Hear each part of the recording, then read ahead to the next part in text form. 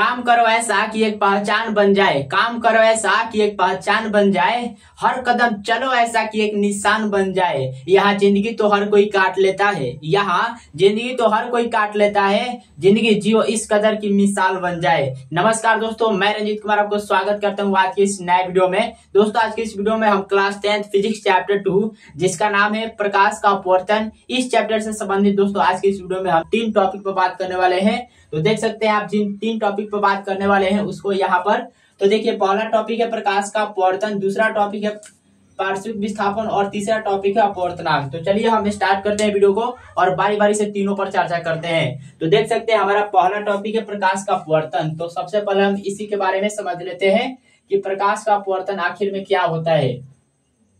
तो दोस्तों प्रकाश का अपवर्तन किसे कहते हैं? देखिए प्रकाश का अपवर्तन किसे कहते हैं? तो दोस्तों जब कोई प्रकाश एक माध्यम से दूसरे माध्यम में जाती है तब उसकी दिशा में परिवर्तन हो जाता है। क्या होता है? उसकी दिशा में परिवर्तन हो जाता है। इसी घटना को या इसी क्रिया को दोस्तों प्रकाश का परिवर्तन कहते हैं। सुनिए एक बार फिर से, जब कोई प्रकाश एक माध्यम से दूसरे माध्यम में जाती है तो वो अपने वास्तविक दिशा से क्या होती है? विचलित हो जाती है, मतलब उसकी दिशा बदल जाती है। क्या होती है? उसकी दिशा बदल जाती है। तो इसी घटना को दोस्तों प्रकाश का परिवर्तन कहते हैं। चलिए इसको हम भाषा में लिख देते हैं, ठीक।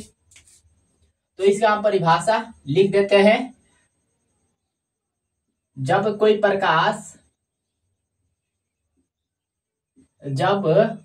प्रकाश एक माध्यम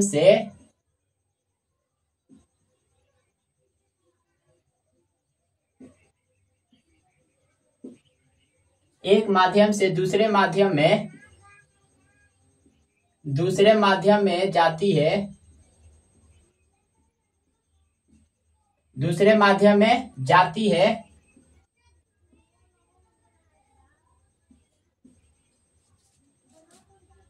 तब उसकी दिशा बदल जाती है।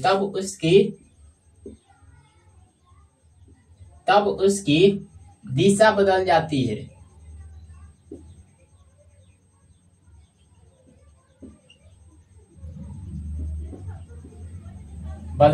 है। इसी घटना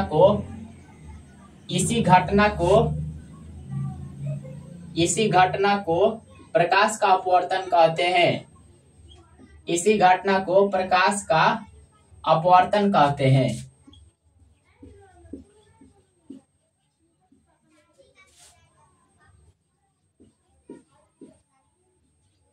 तो देख लीजिए परिभाषा क्या है। जब प्रकाश एक माध्यम से दूसरे माध्यम में जाती है तब उसकी दिशा बदल जाती है। इसी घटना को प्रकाश का अपवर्तन कहते हैं। अब दोस्तों आइए इसको हम समझते हैं चित्र से, ठीक।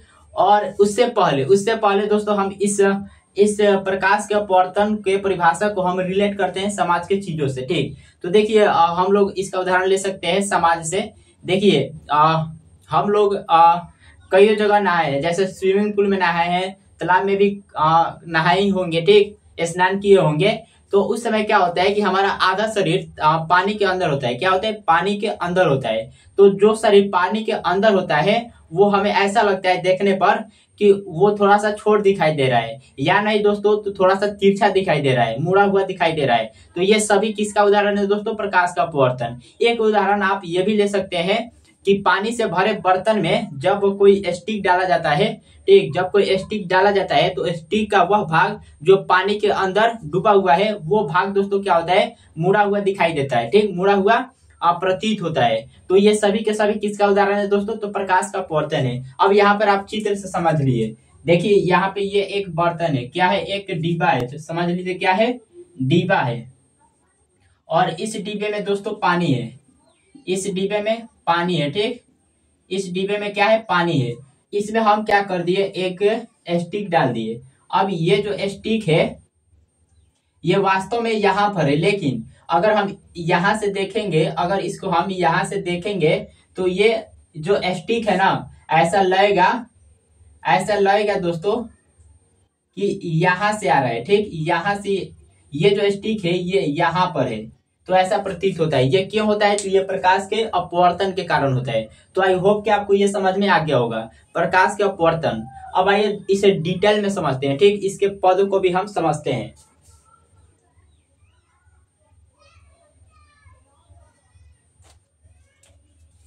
तो देखिए यहाँ पर हमने एक क्या किया, हमने एक सतह खींच दिया।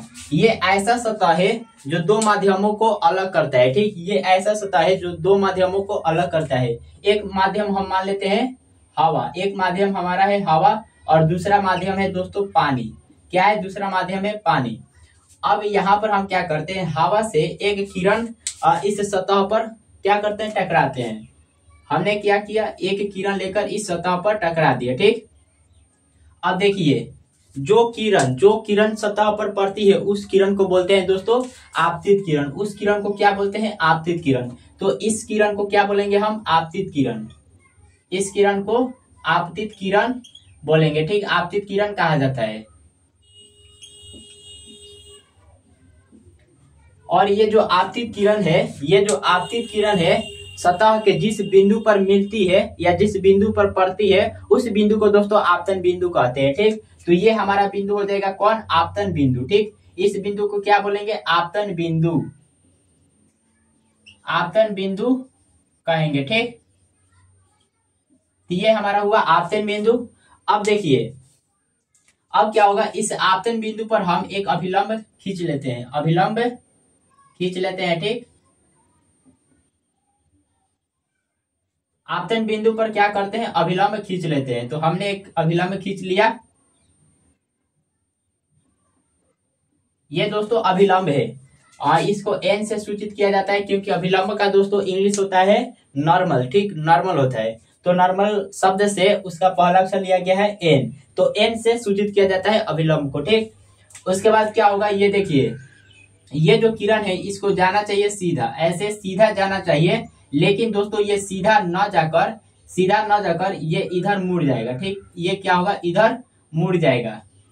अब दोस्तों ये क्यों मुड़ेगा, ये अभिलंब की तरफ देखिए मुड़ा हुआ है। अब ये अभिलंब की तरफ क्यों मुड़ा हुआ है हम इसकी चर्चा आगे करेंगे, लेकिन उससे पहले इसमें जो पद बन रही है उसके बारे में हम थोड़ा सा जान लेते हैं, ठीक। तो देखिए ये हमारा आपतित किरण हुआ और ये हमारा अभिलंब है। क्या है, अभिलंब है। तो आपतित किरण और अभिलंब के बीच आप देख रहे हैं कि इनके बीच कोण बन रहा है, ठीक। तो इस कोण को दोस्तों क्या कहेंगे, तो दोस्तों इस कोण को बोला जाता है आपतन कोण। क्या बोला जाता है, आपतन कोण बोला जाता है। इसको आपको याद रखना है, इस कोण को क्या बोलते हैं, आपतन कोण। आपतन कोण दोस्तों इससे आई से सूचित किया जाता है। क्यों, क्योंकि आपतन कोण का दोस्तों इंग्लिश होता है एंगल ऑफ इंसिडेंस। क्या होता है, angle of incidence, angle of incidence होता है, ठीक। आपतन कोण का इंग्लिश क्या होता है, एंगल ऑफ इंसिडेंस। अब ये जो इंसिडेंस शब्द आपको दिखाई दे रहा है इसके पहला अक्षर क्या है, आई है, तो यहीं से लिया गया है आई, ठीक। तो आपतन कोण को आई से सूचित किया जाता है, स्मॉल आई से, राइट। अब चलिए आगे बढ़ते हैं। तो देख लीजिए ये हुआ हमारा आपतन कोण और ये आपतित किरण हुआ, ठीक। अब ये आपतित किरण जिस बिंदु पर मिल रहा है उस बिंदु को क्या बोलते हैं, आपतन बिंदु। यहां तक तो आपको समझ में आ गया होगा। अब देखिए ये हमारा एन है, ठीक। और ये हमारा कौन सा किरण होगा बताइए, ये हमारा कौन सा किरण होगा, क्या ये परावर्तित किरण होगा, नहीं दोस्तों इसे परावर्तित किरण हम नहीं कहेंगे। देखिए परावर्तित किरण कौन किरण होती है, जब किरण एक ही माध्यम में जाते हुए किसी सतह पर टकराती है और वह टकराने के बाद उसी माध्यम में लौट जाती है, तो जो लौटी हुई किरण है उसी को बोलते हैं दोस्तों परावर्तित किरण। लेकिन यहाँ पर देखिए दोस्तों, यहाँ पर ये जो किरण है यहाँ इस सतह पर टकराई लेकिन ये वापस इसी माध्यम में नहीं लौटी, ठीक। ये क्या हुआ, हवा में चली गई, हवा में चलती हुई पानी में पहुंच गई, ठीक। अगर ये सतह से टकरा कर फिर हवा में चली जाती तो हम कह देते कि ये जो किरण है ये परावर्तित किरण है। लेकिन यहाँ पे क्या हुआ, ये दोस्तों उसी माध्यम में ना जाकर पानी में चली आई, ठीक। तो ये जो किरण है इसका एक अलग नाम दिया जाता है, इस किरण का नाम है दोस्तों अपवर्तित किरण। क्या बोलते हैं इस किरण को, तो इस किरण को बोलते हैं दोस्तों अपवर्तित किरण। इस किरण को बोलते हैं अपवर्तित किरण। तो आप देख रहे हैं ये है नॉर्मल, ये है अपवर्तित किरण, मतलब ये अभिलंब और ये अपवर्तित किरण। तो अभिलंब और अपवर्तित किरण के बीच में कोण बन रहा है, यहाँ पर देख रहे हैं। तो इस कोण को बोलते हैं दोस्तों अपवर्तन कोण। इस कोण को क्या बोलते हैं, अपवर्तन कोण बोलते हैं, आपको याद रखना है, ठीक। इस कोण को क्या बोलते हैं, अपवर्तन कोण बोलते हैं। इस कोण को अपवर्तन कोण बोलते हैं। इसे स्मॉल r से सूचित किया जाता है। क्यों भाई? क्योंकि अपवर्तन कोण का इंग्लिश होता है एंगल ऑफ रिफ्रैक्शन। रिफ्रैक्शन शब्द से r लिया गया है, ठीक। तो इसलिए इसे r से सूचित किया जाता है। यहां तक तो आपको पता चल गया, मालूम हो गया यहां तक। चलिए अब हम बढ़ते हैं आगे। तो ये है दोस्तों प्रकाश के अपवर्तन के बारे में, ठीक।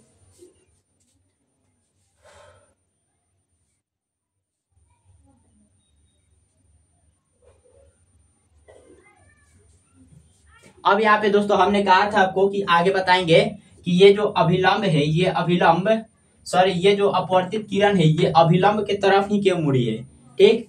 क्यों मुड़ी है? ये अभिलंब के तरफ ही क्यों मुड़ी है? तो चलिए इसको हम जानते हैं। तो देखिए इसे जानने के लिए हमें दो बातों को ध्यान में रखना पड़ेगा, दो बात को याद हमें करना पड़ेगा। पहली बात आपको देखिए, पहली बात आपको क्या याद करना पड़ेगा कि जब जब जब प्रकाश देखिए, जब प्रकाश विरल माध्यम से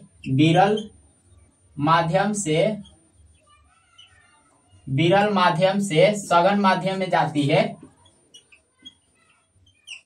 सघन माध्यम में जाती है, सघन माध्यम में जाती है, तब क्या होता है?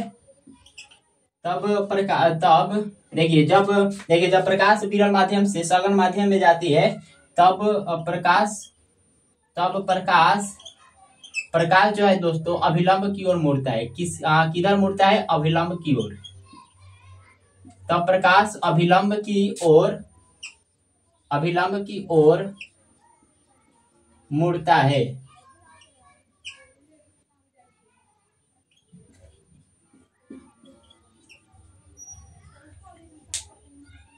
ठीक, तो देख रहे हैं आप यहाँ जब प्रकाश विरल माध्यम से सघन माध्यम में जाती है तब प्रकाश अभिलंब की ओर मुड़ता है, ठीक। अभिलंब की ओर मुड़ता है। और इसके विपरीत देखिए, इसके विपरीत जब प्रकाश, यहाँ पर देखिए जब प्रकाश सघन माध्यम से यहाँ पर अगर हो जाए, देखिए यहाँ से अब समझ लीजिए सघन से जाएगा विरल में, सघन से जब विरल में जाएगा तब क्या होगा दोस्तों? तब अभिलंब से दूर भागती है। तब क्या होता है? अभिलंब से दूर भागती है, अभिलंब से दूर भागती है। तो इन दो बात को आपको याद रखना है। पहला बात क्या है कि जब प्रकाश विरल माध्यम से सघन माध्यम में जाएगा तो अभिलंब की ओर मुड़ेगा। और दूसरा बात क्या है कि जब प्रकाश सघन से विरल में जाएगा, सघन माध्यम से विरल माध्यम में जाएगा, तब जो प्रकाश है वो अभिलंब से दूर भागेगा। क्या होगा? दूर भागेगा। तो आप देख रहे हैं दोस्तों अब ये दो माध्यम है, देखिए हवा और पानी। तो अब हमें पहचान करना है कि हवा और पानी में सघन और विरल कौन है, ठीक। तो देखिए हवा जो है, हवा है विरल माध्यम, क्या है? हवा विरल माध्यम है। और पानी जो है सघन माध्यम है, पानी जो है सघन माध्यम है। अब इसकी चर्चा हम आगे करेंगे, लेकिन अभी यहाँ पर आप समझिए। देखिए विरल और सघन माध्यम के बारे में हम आगे आपको बताएंगे, लेकिन अभी आप यहाँ पर ध्यान दीजिए। देखिए ये जो किरण है, आपतित किरण, ये विरल से सघन में जा रही है, विरल से सघन में जा रही है। तो आप देख रहे हैं यहाँ पर हमने लिखा है कि जब प्रकाश विरल माध्यम से सघन माध्यम में जाती है तब प्रकाश अभिलंब की ओर मुड़ती है। तो देख रहे हैं आप, ये विरल है और ये सघन है। तो विरल से सघन में जा रही है, तो इसका मतलब है कि जो प्रकाश है वो अभिलंब की ओर मुड़ेगी। तो देख रहे हैं ये अभिलंब है और ये अपवर्तित किरण है, जाना चाहिए इधर, लेकिन ये अभिलंब की ओर मुड़ी है, ठीक। तो ये बिल्कुल सही बात है। चलिए अब दूसरे बात यहाँ पर क्या है? सघन, जब प्रकाश सघन माध्यम से विरल माध्यम में जाएगी तो क्या होगा? अभिलंब से दूर भागेगी, अभिलंब से दूर भागेगी। इसका भी हम उदाहरण ले लेते हैं। चलिए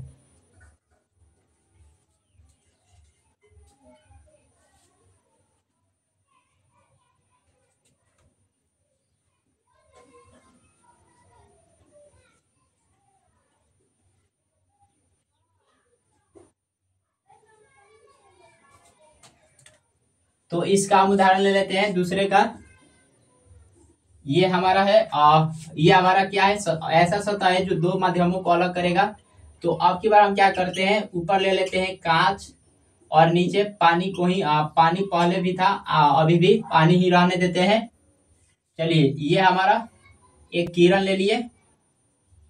अब ये किरण जाना चाहिए इधर, लेकिन दोस्तों इधर ना जाकर कहाँ जाएगा देखिए, अभिलंब खींच लेते हैं पहले। तो आप देख रहे हैं दोस्तों, देखिए ये हमारा कांच है और ये पानी है, तो इन दोनों में सघन कौन होगा और विरल कौन होगा? तो दोस्तों यहाँ पर हो जाएगा ये सघन, और ये दोस्तों हमारा क्या होगा, विरल हो जाएगा। पानी यहाँ पर हो जाएगा विरल। ठीक, तो देख रहे हैं आप कि ये जो किरण है, ये आपतित किरण, ये सघन से विरल में जा रहा है। ठीक, कहाँ जा रहा है? सघन से विरल में जा रहा है। तो कहाँ मुड़ेगा? देखिए अभिलंब से दूर भागेगा। तो ये दोस्तों ये जो किरण है ये अभिलंब की तरफ नहीं आएगा, अभिलंब से दूर भागेगा, मतलब इधर जाएगा। ठीक, इधर जाएगा। तो दोनों हमने स्थितियों को देख लिया। अगर विरल से सघन में जाएगा तो अभिलंब की तरफ मुड़ेगा, और सघन से विरल में जाएगा तो अभिलंब से दूर भागेगा। ठीक, तो ये दोस्तों आपको ऑब्जेक्टिव में भी पूछा जाता है, तो इसलिए आपको याद रखना है। ये ऑब्जेक्टिव में पूछा जाता है कि बताइए अगर कोई प्रकाश सघन से विरल में जाएगा तो अभिलंब से किधर भागेगा, अभिलंब से दूर भागेगा या नजदीक आएगा? तो दोस्तों सघन से विरल में जा रहा है तो क्या होगा, अभिलंब से दूर भागेगा। ठीक, तो इसके विपरीत भी आपसे पूछा जा सकता है कि विरल से सघन में जाए तब किरणें कहाँ जाएगी, तब दोस्तों क्या होगी, अभिलंब की तरफ मुड़ेगी। ठीक, तो चलिए इसको आपको याद हो गया। अब चलिए हम आगे बढ़ते हैं।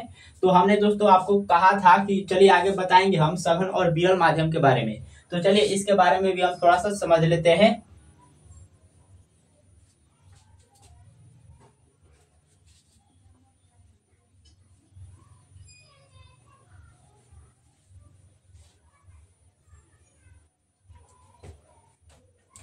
तो देखिए यहाँ पर एक ले लेते हैं। एक देखिए हमें समझना है सघन और विरल, सघन और विरल माध्यम। ठीक, सघन और विरल माध्यम। तो देखिए ये जो सघन और विरल माध्यम है ये दोस्तों एक दूसरे के सापेक्षिक माध्यम है। ठीक, ये मतलब ये ऐसा टॉपिक है दोस्तों कि एक के बिना हम दूसरे को नहीं पढ़ पाएंगे। ठीक, अगर हम चाहते हैं कि इनको अलग अलग अध्ययन करें, इनके बारे में अलग अलग अध्ययन करें, तो हम नहीं कर पाएंगे, क्योंकि ये दोस्तों एक दूसरे से रिलेटेड होते हैं। क्या होते हैं? एक दूसरे से सापेक्षिक होते हैं। ठीक, एक के बिना हम दूसरे का अध्ययन नहीं कर सकते हैं, तो ये बात आपको जान लेना है। ठीक, तो देखिए क्यों आप नहीं कर सकते हैं, आप खुद देख लीजिए। मान लीजिए यहाँ पे हमने क्या किया, दो माध्यम को ले लिया, एक ले लिया पानी और दूसरा ले लिया दोस्तों हवा। क्या किया, एक माध्यम ले लिया पानी और दूसरा माध्यम ले लिया हमने हवा। अब दोस्तों आप जानते हैं कि पानी का कण क्या होता है, पास पास में होता है। पानी का कण थोड़ा पास पास में होता है। ठीक, पानी का जो कण है थोड़ा पास पास में होता है, लेकिन हवा का कण क्या होता है, हवा का कण दोस्तों काफी दूर दूर होते हैं। ठीक, हवा के कण काफी दूर दूर होते हैं। तो आप देख रहे हैं दोस्तों आपके सामने जो कुछ भी आपके सामने है, पानी के कण दोस्तों क्या होते हैं, आपस पास पास में होते हैं, और हवा के कण दोस्तों दूर दूर होते हैं। तो देखिए अब हमें समझना पड़ेगा कि सघन और विरल का मतलब क्या होता है। ठीक, सघन और विरल का मतलब क्या होता है? तो देखिए सघन का मतलब होता है दोस्तों, मतलब जहां पर ज्यादा भीड़ हो, एक तरह से बोल सकते हैं घना। घना आप समझ रहे हैं, मतलब ज्यादा, जहां पर अब जैसे देखिए कहीं कहीं रोड के किनारे लिखा हुआ रहता है घनी आबादी कृपया धीरे जाए, घनी आबादी कृपया धीरा जाए। तो इसका मतलब क्या है कि वो जहां पर लिखा गया रहता है उस गांव में लोगों की संख्या ज्यादा है। ठीक, उस गांव में लोगों की संख्या ज्यादा है, इसीलिए आप धीरे जाइए वहां पर। इसीलिए ये लिखा जाता है कि घनी आबादी कृपया धीरे जाए। तो सघन का मतलब क्या होता है दोस्तों, मतलब ज्यादा जहां भीड़ हो। ठीक, ज्यादा जहां भीड़ हो। और विरल का मतलब होता है दोस्तों, मतलब जहां पर भीड़ नहीं हो। ठीक, भीड़ जो है ना मात्र के बराबर हो, तो उसे माना जाता है विरल। अब ये दोस्तों देखिए ये पानी और हवा, पानी और हवा। अब हम आपसे पूछे कि बताइए इसमें सघन और विरल कौन है, बताइए। तो आप अब इसलिए बताएंगे पानी को। ठीक, पानी क्या है, सघन है। अब इसलिए आप बताएंगे कि पानी क्या है, सघन है, और हवा यहाँ पर हो जाएगा विरल। ठीक, यहाँ पर हवा क्या हो जाएगा, विरल। तो दोस्तों बिल्कुल सही है, यहाँ पर पानी हो जाएगा सघन और हवा हो जाएगा विरल। लेकिन दोस्तों अगर हम आपसे पूछे कि इस पानी को हटाकर, ठीक, इस पानी को हमने क्या किया, हटा दिया, और हम केवल आपसे पूछे बताइए हवा के बारे में कि हवा विरल है कि सघन है, तो आप कैसे बताएंगे, बताइए। किससे कंपेयर करने के लिए कुछ ना कुछ तो हमें माध्यम की जरूरत होगी भाई। यहाँ पे तो केवल हवा ही में, ठीक। तो हवा से कंपेयर किसकी करेंगे, किसकी तुलना में हम इसको विरल या सघन बताएंगे। तो दोस्तों यहाँ पर एक बात याद रखिएगा कि देखिए ये जो सघन और विरल माध्यम है, ये जो टॉपिक है ये एक दूसरे से रिलेटेड होते हैं, ठीक। एक के बिना हम दूसरे का अध्ययन नहीं कर सकते हैं। तो ये दोस्तों क्या होते हैं, सापेक्षिक होते हैं। तो इसीलिए देखिए अब यहाँ पे हम दोनों को देखकर बता रहे हैं कि हवा जो है पानी की तुलना में विरल माध्यम है और पानी हवा की तुलना में सघन माध्यम है, ठीक। तो चलिए इसको समझ में आ गया। तो चलिए हम आगे बढ़ते हैं। अब हमारा दूसरा टॉपिक क्या है, लेकिन यहाँ पे थोड़ा सा और दोस्तों हम आपको चर्चा कर देते हैं। देख लीजिए, देखिए ये जो किरण मुड़ रही है, ये जो किरण यहाँ पे देखिए यहाँ पे ऊपर है कांच और नीचे है पानी, ठीक। ऊपर है कांच और नीचे है पानी। तो ये जो किरण है ये क्यों मुड़ रही है, एक देखिए कांच से जब पानी में गई तो ये मुड़ क्यों गई, ये जो किरण है मुड़ क्यों गई, क्यों मुड़ती है, ठीक। तो दोस्तों इसका एक ही कारण, इसका कारण क्या है कि प्रकाश की चाल जो है ना, प्रकाश की चाल विभिन्न माध्यमों में अलग अलग होती है। ये बात आपको इसी कारण से, देखिए इसी कारण से जब प्रकाश एक माध्यम से दूसरे माध्यम में जाती है तो वो अपनी वास्तविक पथ से विचलित हो जाती है, ठीक। क्या होती है, वो अपनी दिशा से हट जाती है। इसी कारण से, कारण क्या है कि प्रकाश की चाल अलग अलग माध्यमों में अलग अलग होती है, ठीक। तो यहाँ पर देखिए, तो यहाँ से ऑब्जेक्टिव भी पूछता है, ठीक, ऑब्जेक्टिव भी पूछता है। चलिए उसको हम कवर करा देते हैं आपको।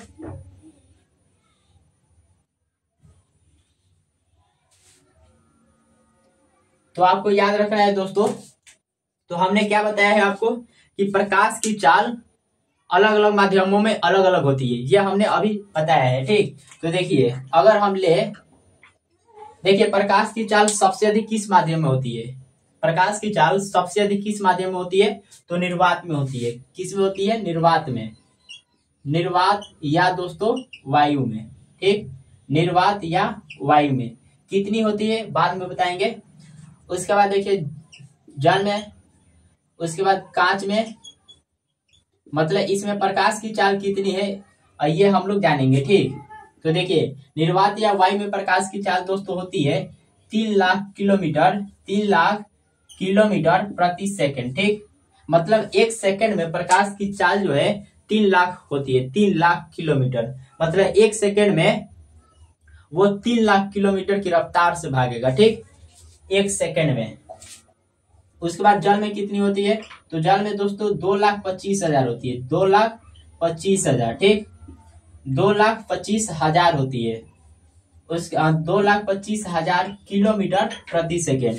और कांच में कितनी होती है दोस्तों, तो कांच में 2 लाख किलोमीटर होती है, 2 लाख किलोमीटर, 2 लाख किलोमीटर प्रति सेकंड होती है। तो दोस्तों इन तीनों को आपको याद रखना है। निर्वात में कितनी होती है, तो 3 लाख किलोमीटर प्रति सेकंड। जल में कितनी होती है, 2,25,000 किलोमीटर। और कांच में 2 लाख किलोमीटर होती है, ठीक। तो इन तीनों का आपको याद रखना है, क्योंकि दोस्तों एग्जाम में यही से ऑब्जेक्टिव पूछा जाता है, ठीक। ऑब्जेक्टिव यहाँ से पूछा जाएगा कि बताइए निर्वात में प्रकाश की चाल कितनी होती है। तो प्रकाश की चाल कितनी होती है दोस्तों, 3 लाख किलोमीटर प्रति सेकंड। अब दोस्तों इसको कहीं कहीं लिखा जाता है 3 गुणे 10 के पावर 8 किलोमीटर। तो बात वही है दोस्तों, 8 किलोमीटर प्रति सेकंड, ठीक, 8 किलोमीटर प्रति सेकंड। चलिए 8 नहीं, देखिए यहाँ पर 6 रहेगा, क्या रहेगा 6, क्योंकि किलोमीटर में है तो यहाँ पे 6 हो जाएगा, ठीक। इकाई, दहाई, सैकड़ा, हजार, 10,000, लाख, ठीक। तो यहाँ पे 10 के पावर 6 होगा, राइट। तो ये ऑप्शन में ये दिया गया रहता है 3 गुणे 10 के पावर 6 किलोमीटर प्रति सेकेंड। तो इन तीनों को आपको याद रखना है। चलिए आगे बढ़ते हैं अब अगला टॉपिक की तरफ। तो दोस्तों हमारा अगला टॉपिक क्या है, दोस्तों अगला टॉपिक है हमारा पार्श्विक विस्थापन। क्या है, पार्श्विक विस्थापन। तो दोस्तों पार्श्विक विस्थापन शुरू करने से पहले एक शायरी हो जाए। ये जिंदगी हंसी है, ये जिंदगी हंसी है, इससे प्यार करो। ये जिंदगी हंसी है, इससे प्यार करो। अभी रात है तो सुबह का इंतजार करो। अभी रात है तो सुबह का इंतजार करो। वो पल भी आएगा जिसकी ख्वाहिश है आपको। रब पर रखो भरोसा, वक्त पर एतबार करो। तो चलिए दोस्तों शुरुआत करते हैं दूसरे टॉपिक को, यानी पार्श्विक विस्थापन को। तो देख लीजिए यहाँ पे दूसरा टॉपिक है पार्श्विक विस्थापन। पार्श्विक विस्थापन दोस्तों इंग्लिश में बोलते हैं लेटरल डिस्प्लेसमेंट। ठीक, इंग्लिश में बोलते हैं लेटरल डिस्प्लेसमेंट।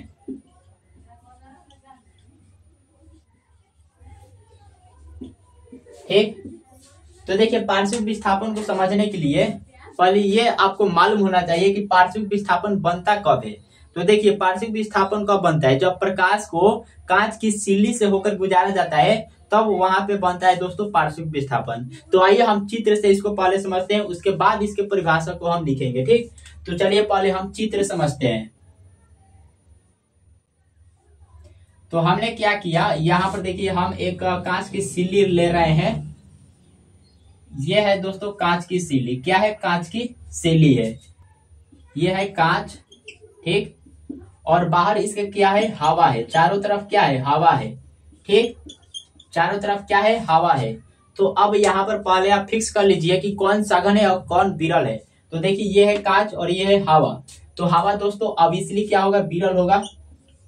कांच की तुलना में क्या होगा, विरल ही होगा। और कांच हो जाएगा यहाँ पर सघन। कांच क्या हो जाएगा, सघन हो जाएगा। तो अब चलिए इसको हम समझते हैं। हम क्या करते हैं, इस पर एक किरण ले लेते हैं। क्या लेते हैं, किरण। ठीक, अब ये जो किरण है आपतित किरण, और इस बिंदु पर मिला, इस बिंदु को बोलते हैं आपतन बिंदु। आपतन बिंदु पर अभिलंब खींचा जाता है। चलिए अभिलंब खींच लेते हैं। ये हुआ अभिलंब। अब देखिए किरण कहाँ जा रहा है, पहले ये देखिए किरण विरल माध्यम से सघन माध्यम में जा रहा है। देखिए ये कांच क्या है, सघन माध्यम, और ये हवा है। तो हवा विरल माध्यम, तो विरल माध्यम से सघन माध्यम में जा रहा है। तो क्या होगा दोस्तों बताइए, विरल माध्यम से सघन माध्यम में जा रहा है तो किरणें क्या अभिलंब की तरफ मुड़ेगी।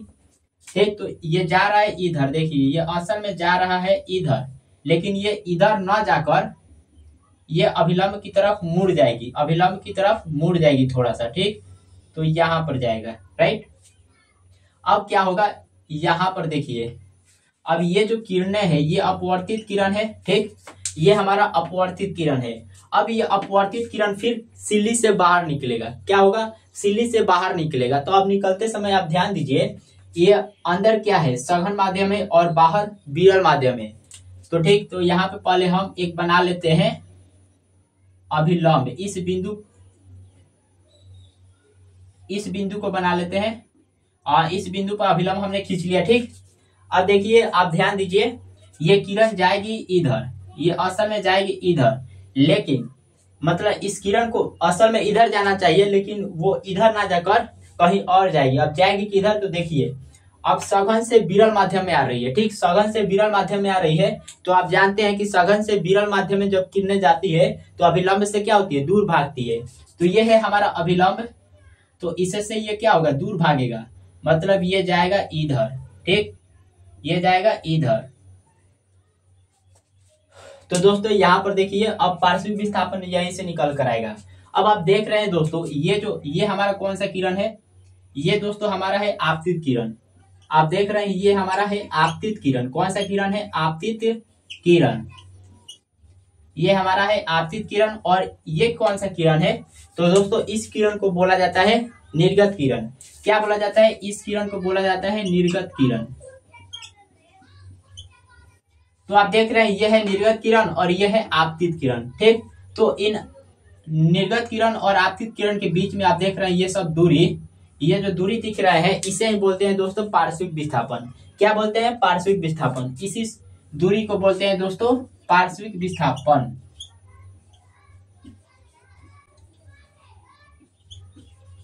इसी दूरी को बोलते हैं पार्श्विक विस्थापन। अब ये जो दूरी होता है दोस्तों, निर्गत किरण और देखिए ये जो दो किरण होती है, आपतित किरण और निर्गत किरण, ये दोनों एक दूसरे के समांतर होती है। क्या होती है? समांतर होती है। ठीक, अब आपको समांतर का मतलब समझ में आना चाहिए। देखिए समांतर का मतलब क्या होता है? समांतर का मतलब होता है कि ऐसी दो किरण जिनके बीच की दूरी प्रत्येक बिंदु पर क्या हो? समान हो, प्रत्येक बिंदु पर समान हो। मतलब ये कि देखिए यहाँ पर अगर हम इस दूरी को मापे, मान लीजिए इसका 4 सेंटीमीटर है, इसकी दूरी कितनी है? 4 सेंटीमीटर। तो हम यहाँ पर भी मापे तो यहाँ पर भी 4 सेंटीमीटर ही आना चाहिए। इसके आगे भी अगर हम मापे तो 4 सेंटीमीटर ही आना चाहिए। ठीक, मतलब ये कि दो समांतर दो किरणों के बीच अगर प्रत्येक बिंदु पर दूरी समान हो तो हम क्या कहेंगे कि वो दोनों किरणें एक दूसरे के समांतर है। तो ये जो दो किरण होती है, आपतित किरण और निर्गत किरण, ये क्या होती है? ये समांतर होती है। ठीक, तो इनके बीच की दूरी को, आपतित किरण और निर्गत किरण के बीच की दूरी को पार्श्विक विस्थापन कहते हैं। तो अब इसकी परिभाषा भी आप लिख सकते हैं। ठीक, कैसे लिख सकते हैं? देखिए ये है हमारा निर्गत किरण, ये क्या है? निर्गत किरण है, ये हमारा निर्गत किरण है और ये हमारा आपतित किरण है। तो आप लिख सकते हैं कि निर्गत किरण और आपतित किरण के बीच की लंबवत दूरी को क्या कहते हैं? पार्श्विक विस्थापन कहते हैं। तो आप यहाँ पर भाषा में लिख लीजिए। लेकिन ये पार्श्विक विस्थापन कब बनता है, इसको भी आप लिख लेंगे भाषा में तो सही रहेगा। कब बनता है दोस्तों? जब प्रकाश को सिल्ली से, कांच की सिल्ली से होकर गुजरते हैं। तो इसको आप ऐसे भी भाषा में लिख सकते हैं कि जब प्रकाश की किरण सिल्ली से होकर गुजरता है तब आपतित किरण और निर्गत किरण के बीच की लंबवत दूरी को क्या बोलते हैं? पार्श्विक विस्थापन। तो चलिए हम इसको लिख देते हैं। जब प्रकाश कांच की सिल्ली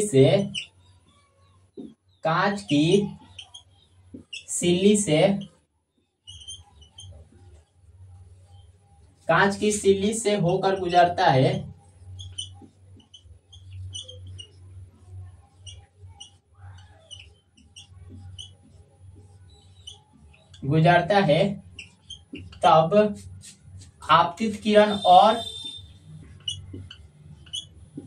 तब आपतित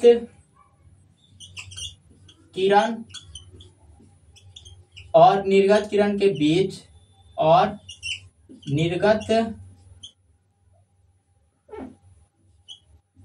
निर्गत किरण के बीच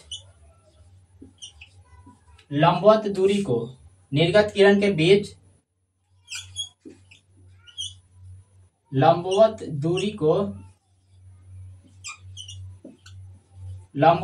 को क्या बोलते हैं दोस्तों?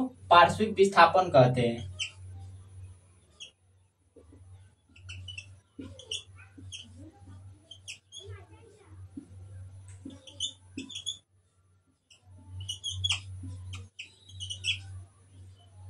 पार्श्विक विस्थापन कहते हैं।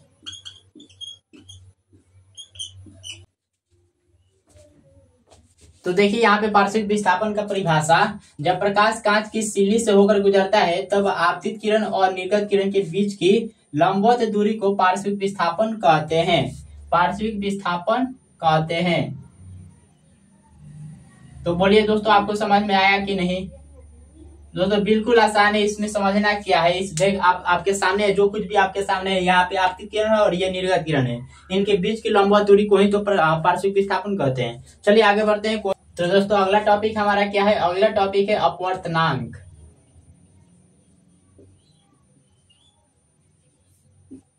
अपवर्तनांक, ठीक। तो दोस्तों अगले टॉपिक को शुरुआत करने से पहले चलिए एक शायरी हो जाए। बेहतर से बेहतर की तलाश करो, बेहतर से बेहतर की तलाश करो, मिल जाए नदी तो समंदर की तलाश करो। बेहतर से बेहतर की तलाश करो, मिल जाए नदी तो समंदर की तलाश करो। टूट जाता है शीशा पत्थर की चोट से, टूट जाता है शीशा पत्थर की चोट से, पत्थर टूट जाए ऐसा शीशा तलाश करो। तो चलिए यहाँ पे इसको शुरू करते हैं। तो देखिए टॉपिक है अपवर्तनांक। तो ये क्या होता है दोस्तों? ये अपवर्तनांक क्या होता है? तो दोस्तों अपवर्तनांक जो है ना दोस्तों, ये होता है माध्यम की एक क्षमता। क्या होती है? एक माध्यम की क्षमता होती है अपवर्तनांक, ठीक। अब चलिए इसको हम इसके शब्द से ही इसकी परिभाषा खोजते हैं, ठीक। इसके शब्द में ही इसके परिभाषा छिपा हुआ है। तो देखिए शब्द क्या है? अपवर्तनांक। अपवर्तनांक शब्द हमारा है अपवर्तनांक। अब देखिए अपवर्तनांक शब्द दो शब्दों से मिलकर बना हुआ है। कितने शब्दों से? दो शब्दों से। पहला शब्द हो जाएगा अपवर्तन, अपवर्तन जोड़, दूसरा संधि हो जाएगा अंक। जब इन दोनों अंकों को जोड़ेंगे, संधि करेंगे तो हमारा बनेगा अपवर्तनांक। ठीक। अब दोस्तों अपवर्तन में क्या होता है, हमने शुरुआत में ही पढ़ा है अपवर्तन। ठीक। तो अपवर्तन में क्या होता है, प्रकाश की दिशा बदलता है। इसमें क्या होता है, प्रकाश की दिशा बदल जाता है। तो यहाँ पे लिखेंगे प्रकाश की दिशा यहाँ पर बदल जाता है। अपवर्तन में प्रकाश की दिशा बदल जाता है। बोलिए बदलता है कि नहीं? जी बदल जाता है। ठीक। तो चलिए अपवर्तन में प्रकाश की दिशा बदल जाता है। और यहाँ पे अंक को आपको समझना है। ठीक। अंक देखिए, ये जो अंक है ना, अंक यहाँ पर क्षमता से डायरेक्ट प्रोपोर्शनल होगा। क्षमता से डायरेक्ट प्रोपोर्शनल होगा। कैसे? देखिए मतलब ये कि अंक जितना अधिक होगा क्षमता उतना ही ज्यादा होगा। यहाँ पे माध्यम की क्षमता उतना ही अधिक होगा। क्या होगा? माध्यम की क्षमता उतना ही अधिक होगा। तो अंक जितना अधिक, माध्यम की क्षमता उतना अधिक। अब चलिए कैसे इसको समझते हैं। देखिए मान लीजिए एक व्यक्ति है, उसका जो उसके पास जो एनर्जी है मान लीजिए 20 कैलोरी के है। उसके पास कितनी कैलोरी की ऊर्जा है? 20 कैलोरी के। ठीक। 20 कैलोरी के उसके पास ऊर्जा कितना है? 20 कैलोरी। और आपके पास दोस्तों मान लीजिए 40 कैलोरी है। ठीक। कितना है? 40 कैलोरी। 40 कैलोरी है। तो अब आप बताइए कि दोस्तों इसमें दोनों में से कौन ज्यादा काम करेगा? आप ज्यादा काम करेंगे या वो व्यक्ति? तो दोस्तों अब इसलिए आप ही ज्यादा काम करेंगे। क्यों भाई? क्योंकि आपके पास एनर्जी ज्यादा है। ठीक। आपके पास 40 कैलोरी एनर्जी है और उस व्यक्ति के पास 20 कैलोरी है। ठीक। अब दोस्तों गलती से कहीं आपके और उनके बीच झगड़ा हो गया तो आप समझ लीजिए वहां पे आप हीरो बन जाएंगे। क्या हो जाएंगे? आप वहां पे हीरो बन जाएंगे। ठीक। तो देखिए यहाँ पे क्या होगा, आप ज्यादा काम कर पाएंगे। क्यों? क्योंकि आपके पास 40 कैलोरी ऊर्जा है और उसके पास 20 कैलोरी। तो आप देख रहे हैं कि ये जो 40 है और ये 20, ये क्या है दोस्तों? ये अंक है। क्या है? अंक है। अब देख रहे हैं कि ये 40 क्या है? 20 से ज्यादा है। तो ये जितना ज्यादा होगा उतना ही आपके पास क्षमता बढ़ते जाएगा। अब मान लीजिए अगर आपके पास 60 कैलोरी ऊर्जा आ जाए तो और आपके पास क्षमता बढ़ जाएगा, काम करने की क्षमता और अधिक हो जाएगा। तो बिल्कुल इसी तरह से यहाँ पर भी है। यहाँ पर अगर अंक बढ़ेगा तो क्षमता भी बढ़ जाएगा, माध्यम की क्षमता भी बढ़ जाएगा। ठीक। तो ये जो अंक है ये डायरेक्टली प्रोपोर्शनल है किसके? क्षमता के। ठीक। यहाँ पे देखिए, यहाँ पे कोई ये जैसे हम बता रहे हैं वैसे कोई मैंने कोई बुक में नहीं मिलेगा। बस हम अपने तरीके से ये बता रहे हैं। ठीक। ताकि आपको समझ में आ जाए। ठीक। तो अपवर्तनांक को हमने दो भाग में तोड़ा, अपवर्तन और अंक में। ठीक। अपवर्तन में क्या होता है? प्रकाश की दिशा बदल जाता है। और अंक जो है क्षमता से डायरेक्टली प्रोपोर्शनल है, तो माध्यम की क्षमता। ठीक। तो क्षमता जितना मतलब अंक जितना अधिक होगा क्षमता उतना ही अधिक होगा। तो अब हम यहाँ पर अगर लिखना चाहे अपवर्तनांक की परिभाषा तो लिख सकते हैं। देखिए क्या लिख सकते हैं, इसको आप डायरेक्ट जोड़ दीजिए। तो माध्यम की वह क्षमता क्या कहेंगे? अपवर्तनांक जो है, अपवर्तनांक माध्यम की वह क्षमता है जो प्रकाश की दिशा बदल देता है। क्या करता है? प्रकाश की दिशा बदल देता है। ठीक। अपवर्तनांक माध्यम की वह क्षमता है जो प्रकाश की दिशा बदल देता है। तो बोलिए दोस्तों आपको समझ में आया कि नहीं? तो चलिए इसको हम भाषा में लिख देते हैं। ठीक। इसी बात को हम दोस्तों भाषा में लिख देते हैं। एक हमारा परिभाषा मिल जाएगा, अपवर्तनांक का परिभाषा मिल जाएगा। ठीक। तो चलिए इसको हम भाषा में लिख देते हैं।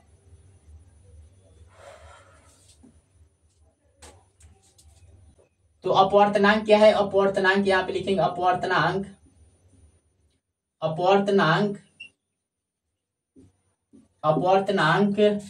किसी माध्यम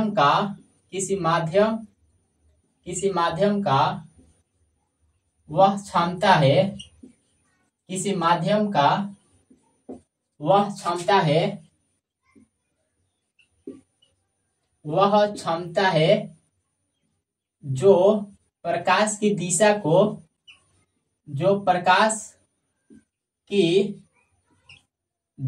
को बदल देता है। तो दोस्तों एक परिभाषा ये हुआ। क्या हुआ? देखिए अपवर्तनांक किसी माध्यम का वह क्षमता है जो प्रकाश की दिशा बदल देता है। ठीक। क्या करता है? प्रकाश की दिशा बदल देता है।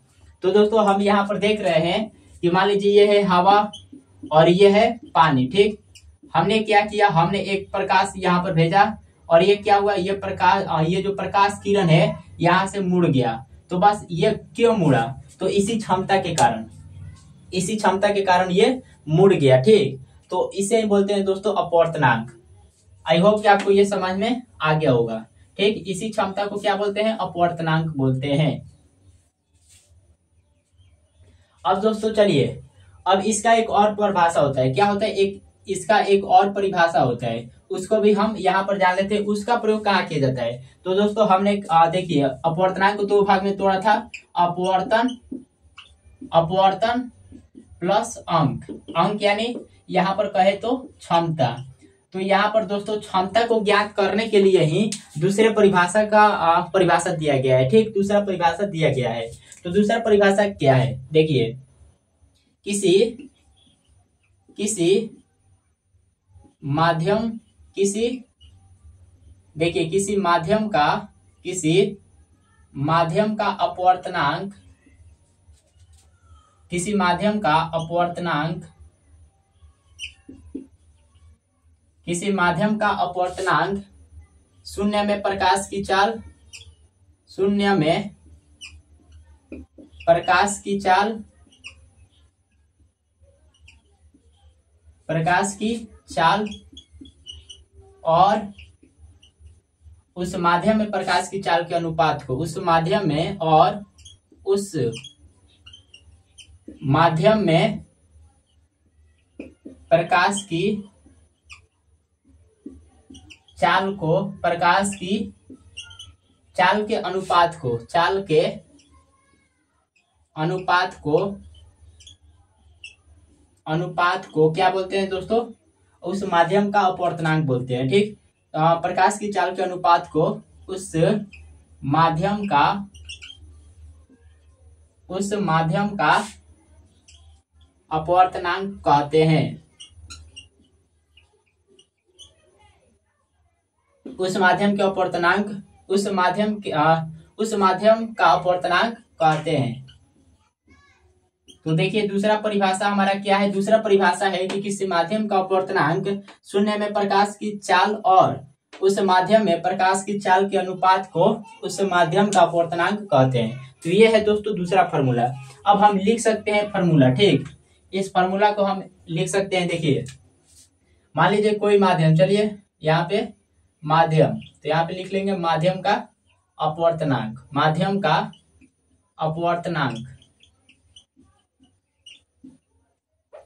माध्यम का अपवर्तनांक बराबर क्या होगा, देखिए माध्यम का अपवर्तनांक बराबर क्या होगा, शून्य में प्रकाश की चाल बटा उस माध्यम में प्रकाश की चाल। तो यहाँ पे होगा शून्य में प्रकाश की चाल, प्रकाश की चाल बटा उस माध्यम में प्रकाश की चाल, उस माध्यम में प्रकाश की चाल, उस माध्यम में प्रकाश की चाल। तो देखिए यहाँ पे फॉर्मूला क्या है, माध्यम का अपवर्तनांक शून्य में प्रकाश की चाल, उस शून्य में प्रकाश की चाल बटा उस माध्यम में प्रकाश की चाल। अब यहाँ पे देखिए उस माध्यम में प्रकाश की चाल, ये कौन सा माध्यम होगा, तो दोस्तों यहाँ पर जो हम माध्यम लेंगे उसी माध्यम में प्रकाश की जो चाल होगा उसी को यहाँ पर लिया जाएगा। ठीक, तो चलिए हम एक उदाहरण लेकर समझ ही लेते हैं। मान लीजिए हमने दोस्तों ले लिया कांच, क्या ले लिया, कांच।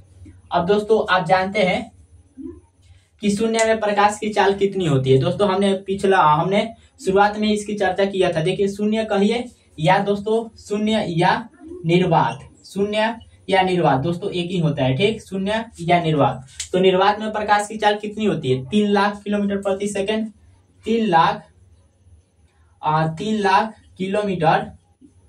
किलोमीटर प्रति सेकंड होती है बट्टा उस माध्यम में प्रकाश की चाल, मतलब कांच में प्रकाश की चाल। तो कांच में प्रकाश की चाल को भी हमने बताया था कितना होता है, 2 लाख किलोमीटर। कितना होता है, 2 लाख किलोमीटर प्रति सेकंड होता है। तो देखिए किलोमीटर प्रति सेकंड से किलोमीटर प्रति सेकंड कट गया, इस ये 5 0 से 5 0 कट जाएगा। ठीक, केवल रह गया दोस्तों 3/2। अब 3/2 का मतलब है 1.5। तो दोस्तों कांच का अपवर्तनांक कितना होता है? 1.5 होता है। ठीक, तो इसी तरह से दोस्तों माध्यम का अपवर्तनांक निकाला जाता है। आई होप कि आपको ये सब समझ में आ गया होगा। तो चलिए मिलते हैं दोस्तों अगले वीडियो में। तब तक के लिए जय हिंद।